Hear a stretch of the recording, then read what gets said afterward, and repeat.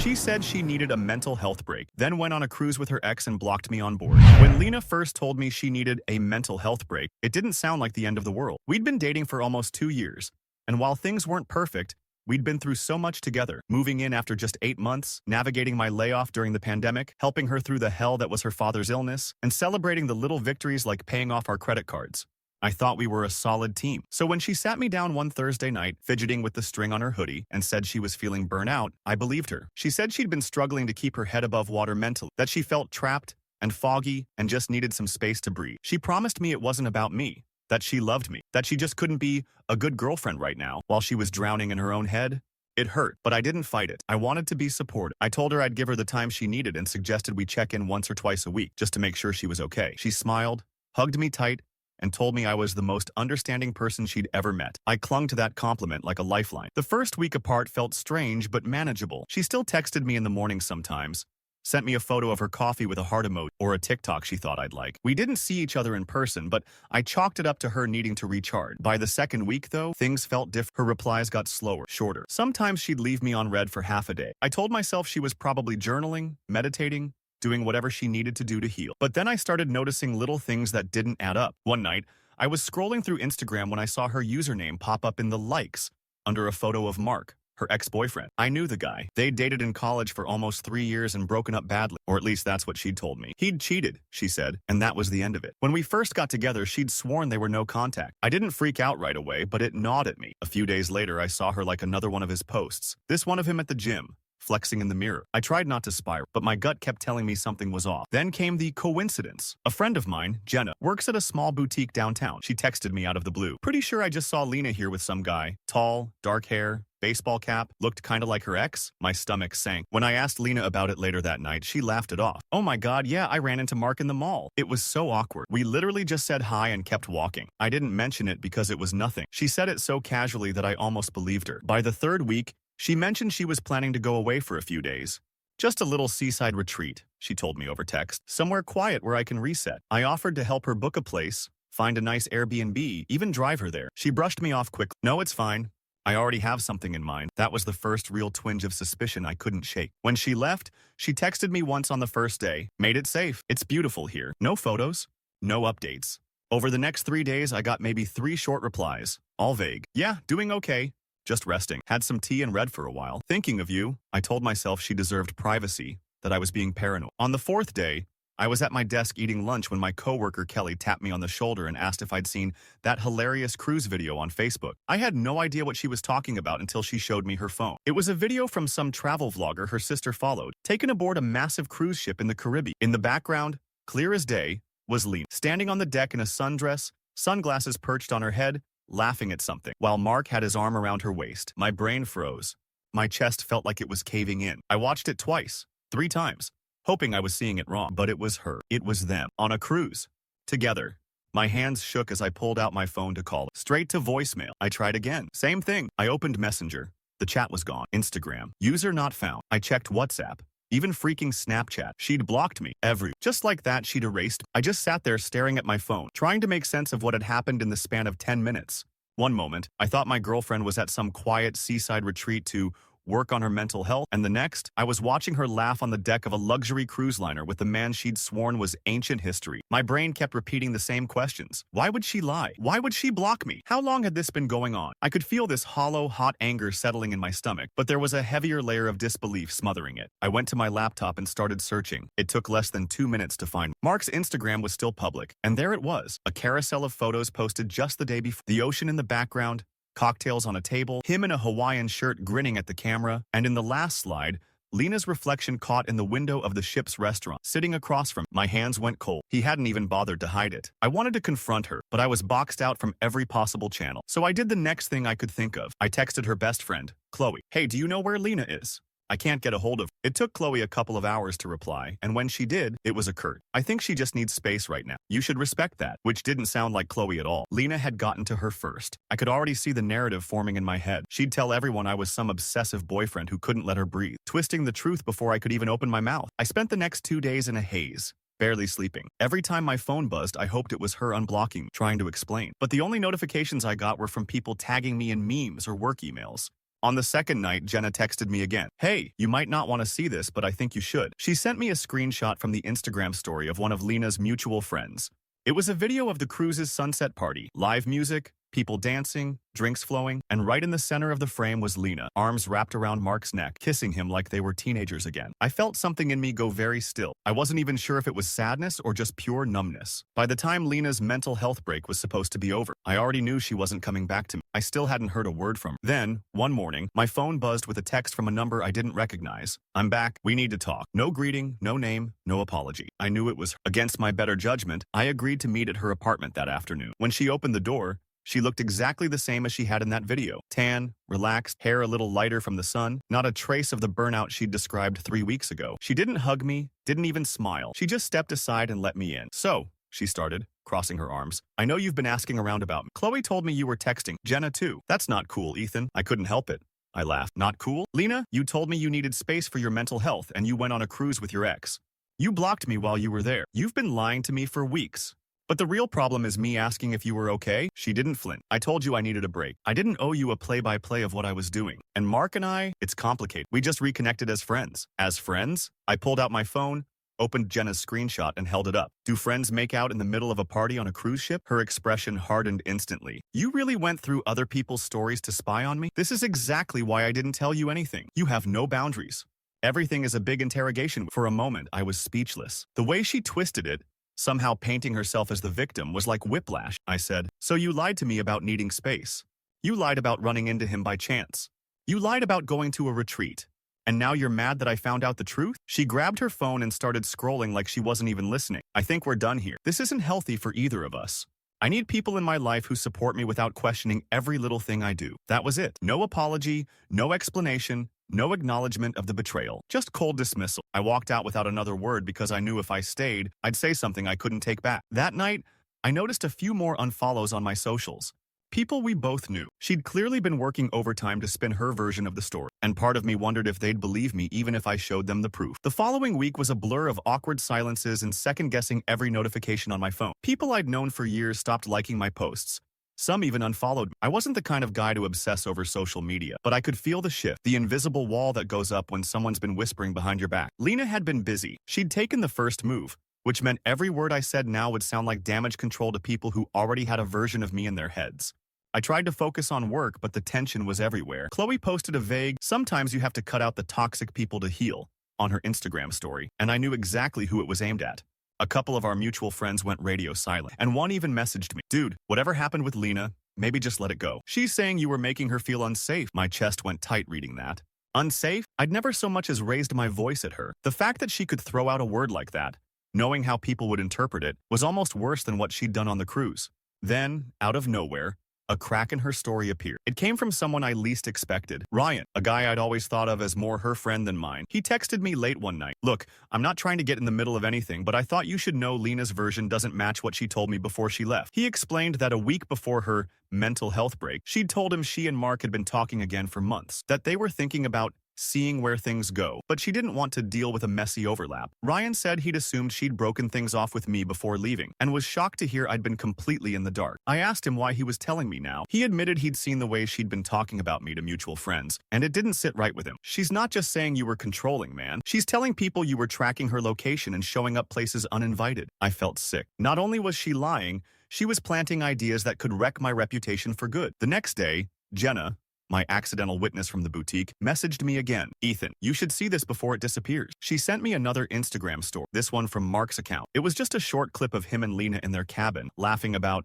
how wild it was to sneak out here together without telling him. She clearly didn't realize his followers included people who knew me. Jenna had screen recorded it before it vanished. It wasn't damning on its own, but paired with the timeline Ryan gave me, it made her whole mental health excuse look like the sham it was. For the first time since this all started, I felt something like control coming back to me. I'd been walking around in a fog of humiliation and confusion, but now I had pieces, witnesses, screenshots, timestamps. I wasn't the one spinning a story. I had the story. The only question was what to do with it. That night, I sat at my kitchen table scrolling through our old texts. There it was, plain as day. Her telling me she needed space, her claiming she'd just run into Mark by accident, her shutting down my offer to help her plan her so-called retreat. I compared those to the cruise footage dates and the timestamp on Ryan's texts. The overlap was undeniable. She'd been seeing him before she ever asked for a break. The mental health thing was just a cover so she could jump on a ship with her ex without looking like a cheater. I didn't want revenge, at least that's what I told myself, but I did want the truth out there. Especially to the people she'd poisoned against. I drafted a message and sent it to a small group of mutual friends, people who'd gone quiet on me since she came back. I kept it simple. You're free to believe whatever you want, but here's my side, and here's the proof. Then I attached the screenshots, the video from Jenna, and a short explanation of the time. I didn't insult her, didn't add commentary. I just let the facts sit there. The responses were mixed. A couple stayed silent, but others came back almost immediately with versions of, I had no idea, and wow, she really made it sound different. One even apologized for avoiding. It wasn't a clean win. Her closer friends were never going to believe me. But it was enough to know the truth was leaking through her narrative. Of course, Lena didn't take it quietly. 2 days later, I got a text from a number I didn't recognize. You're pathetic. You really think sending those around makes you look good? I didn't need to guess who it was. I just blocked the number. I was done trading blows. She could keep her cruise memory, her ex, and whatever twisted victim story she'd built. I wasn't going to waste any more energy defending myself to people who'd already chosen their side. But the thing about small social circles is that the more you try to bury something, the more people dig. And soon enough, someone dug up more than I ever expected. Something that would flip the whole narrative again.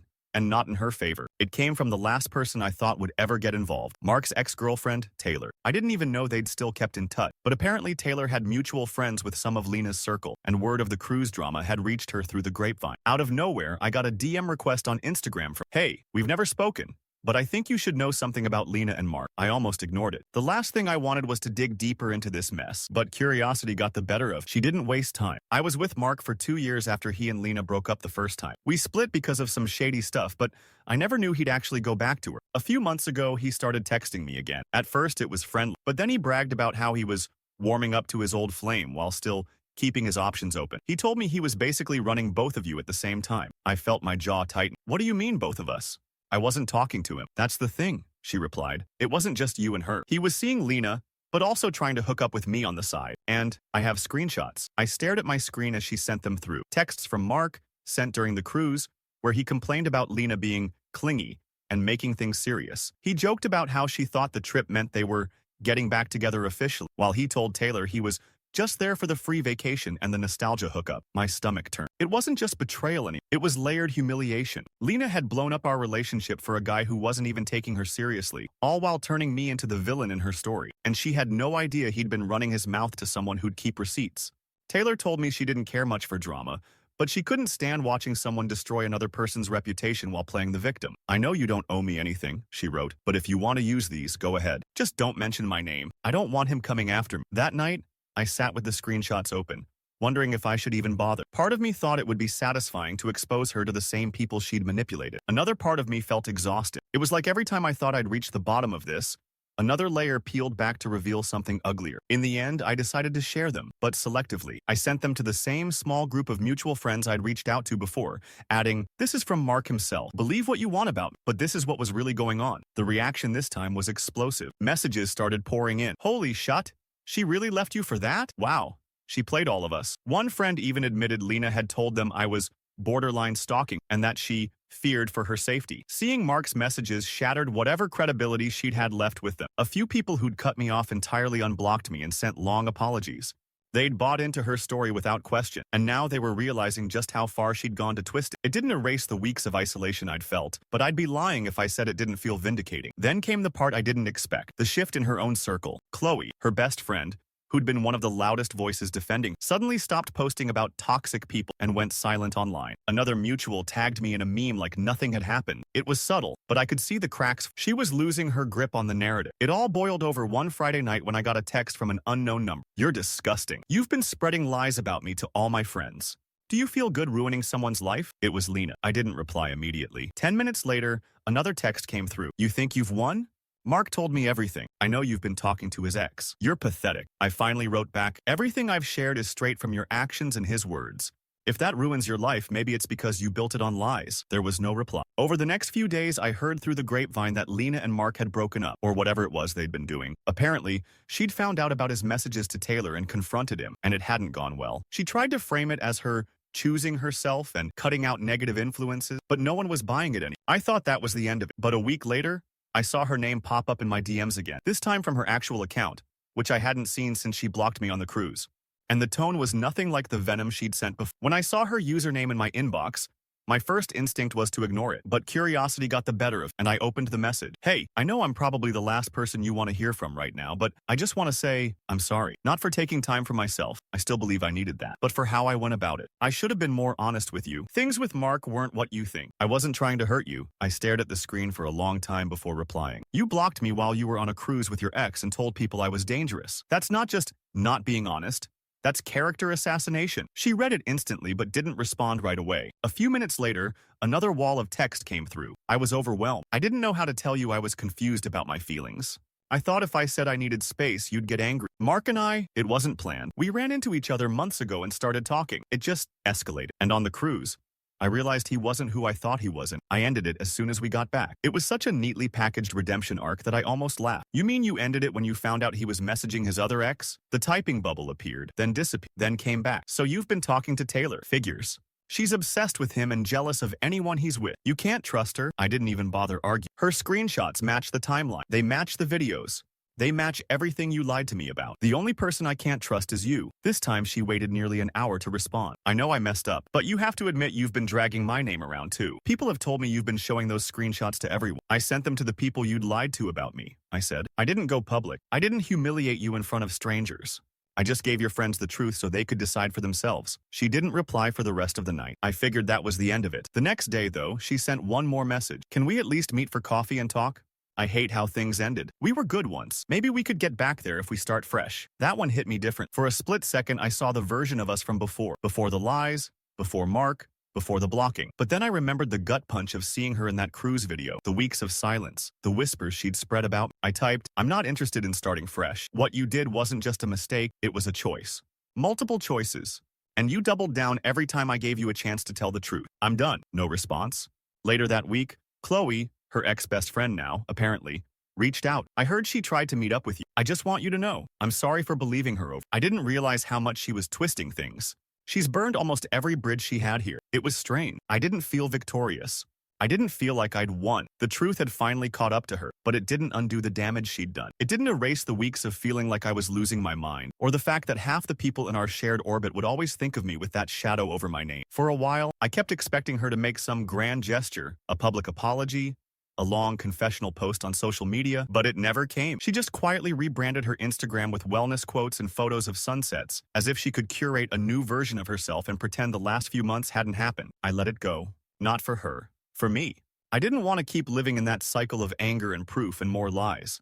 I'd seen enough to know exactly who she was, and no apology or starting fresh would change that. But just when I thought she was finally fading into the background of my life, I got one last piece of the story from someone I never expected that made everything crystal clear in a way it hadn't been before. It came from her brother. I'd never been especially close with Aaron, but we'd been friendly. We'd grab a beer at family gatherings, talk about football, swap playlists.